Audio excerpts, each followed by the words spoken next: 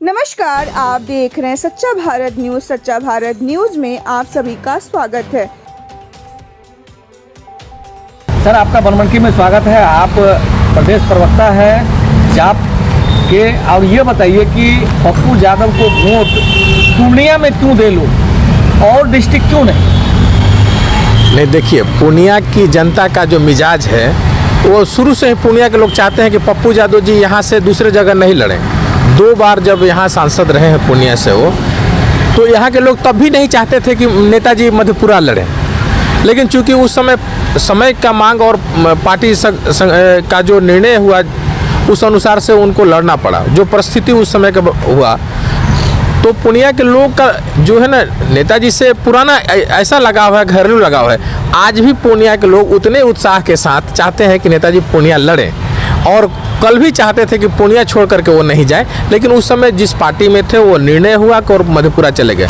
तो पूर्णिया के, आपने पूछा कि पूर्णिया के लोग वोट क्यों दे, तो पूर्णिया के लोग नेताजी से यह सवाल ही पूछने लायक नहीं है कि पूर्णिया के लोग वोट क्यों थे। घर घर से पूर्णिया के लोग नेताजी से जुड़े हुए हैं। सवाल ये है सर कि इसलिए मैं ये सवाल को उठाया कि कई लोग ऐसे हैं जो बोल रहे हैं कि इंडिया अलायंस में पप्पू यादव नहीं है, हम इसलिए वोट हो सकता है कि हम लोग का मन बिदक जाए।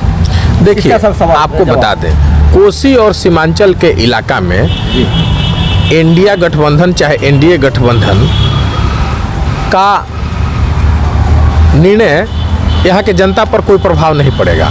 क्योंकि दिन रात पिछले 20 सालों से पप्पू यादव इस कोसी के लोगों को जो सेवा किया है, कोसी के लोगों के लिए पप्पू यादव किस पार्टी से आए और किस पार्टी से लड़े चुनाव, यह नहीं है।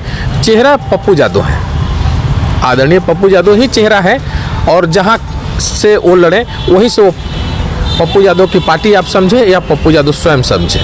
सर, सवाल तो जन अधिकार पार्टी का है और बिहार से लड़ना है सर। नहीं, बिल्कुल। सिर्फ पप्पू यादव सिर्फ पूर्णिया से जीत के चला जाए, समस्या का समाधान तो नहीं होगा। देखिए, पार्टी अभी कितने सीट पर लड़ेगी इसका निर्णय कोर कमेटी में होगा। लेकिन नेताजी पूर्णिया लड़ेंगे, यह लगभग यह जनता का भी बहुत डिमांड है और जनता का दबाव है। तो यह आप मान के चलिए कि हम पूर्णिया सीट पर नेताजी लड़ेंगे।